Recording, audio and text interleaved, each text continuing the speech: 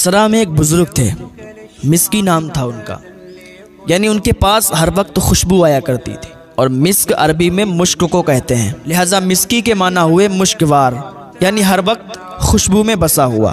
ان بزرگ کی خاصیت یہ تھی کہ ہر وقت معطر خوشگوار رہا کرتے تھے، ان کے پاس سے خوشبو آیا کرتی تھی۔ جس گلی سے جس محلے سے گزر جاتے تھے لوگ سمجھ جاتے تھے کہ حضرت مسکی تشریف لے آئے ہیں۔ مسجد میں چلے جاتے تھے، لوگ سمجھ جاتے تھے کہ مسکی تشریف لے آئے ہیں، اتنی زیادہ ان کے پاس خوشبو آیا کرتی تھی۔ کسی نے پوچھ دیا کہ حضرت آپ کے پاس یہ اتنی خوشبو کہاں سے آتی ہے، کون سا عطر استعمال کرتے ہیں، ہمیں بھی بتائیں نا، ہم بھی عطر لگائیں گے۔ انہوں نے کہا ہم کوئی عطر نہیں لگاتے ہیں، ہم کوئی خوشبو نہیں لگاتے، ہمارا واقعہ بڑا عجیب ہے۔ تو کہنے والے نے کہا حضرت بتائیے نا کہ وہ واقعہ کون سا ہے کہ جس کی وجہ سے آپ کے اندر اتنی خوشبو آتی ہے۔ تو وہ بیان کرنے لگے کہ ہمارے والد صاحب نے ہمیں اسلامی طور طریقے سکھائے، اسلامی طور طریقے سے ہمیں پالا، ہماری اچھی تربیت کی، اور ہم ایک دکان پر کام کرنے لگے جو کہ کپڑے کی دکان تھی۔ ہم وہاں کام کرتے تھے، گھر چلے جاتے تھے، کام کرتے تھے، گھر چلے جاتے تھے۔ ایک دن ایسا ہوا کہ ہم دکان پر تھے، ایک بوڑھی عورت آ گئی۔ بوڑھی عورت آئی، اس نے کئی طریقے کے کپڑے نکلوائے اور دکاندار سے کہا، جو میرا مالک تھا اس سے کہا کہ یہ سارے کپڑے پیک کر دو اور اس نوجوان کے ہاتھ میرے گھر پہ بھجوا دو۔ گھر والے جو کپڑے پسند کریں گے وہ لے لیں گے، اور جو نہیں پسند کریں گے وہ اس کے ہاتھ واپس بھجوا دیں گے۔ دکاندار نے ایسا ہی کیا کہ سارے کپڑے پیک کیے اور مجھے دے دیے۔ میں اس بوڑھی کے گھر چلا گیا۔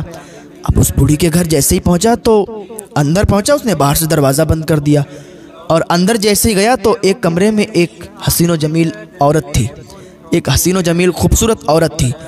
جب وہاں پہنچا تو اس نے بھی دروازہ بند کر دیا، اور جیسے ہی اس نے دروازہ بند کیا تو وہ بدفعلی کے لیے آگے بڑھی اور کہنے لگی کہ مجھ سے بدفعلی کرو۔ میں ڈر گیا، میں کانپنے لگا، کیونکہ یہ بھی اللہ کے ولی تھے، اللہ کے دوست تھے، اللہ سے ڈرنے والے تھے۔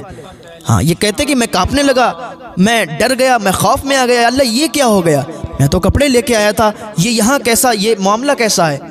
اللہ کی بارگاہ میں دعا کرنے لگے، اللہ مجھے اس فعل سے بچا لے۔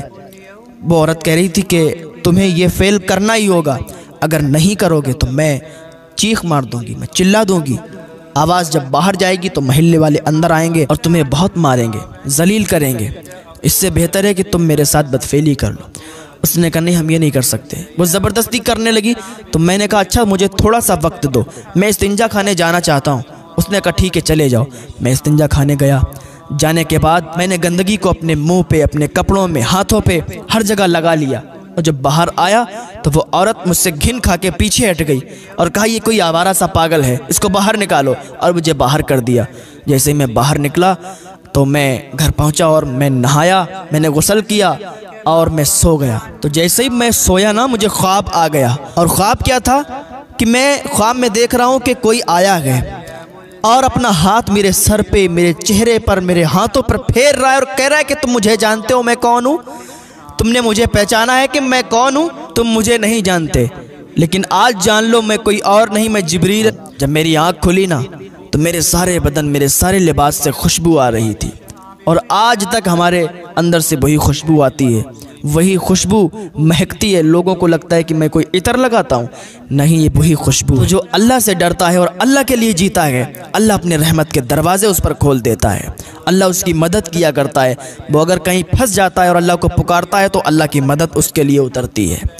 اللہ کے بن کے تو دیکھو، اللہ کے لیے زندگی گزار کے تو دیکھو، اللہ کی عبادت کر کے تو دیکھو، اللہ تمہارا ہر موڑ پر ساتھ دے گا۔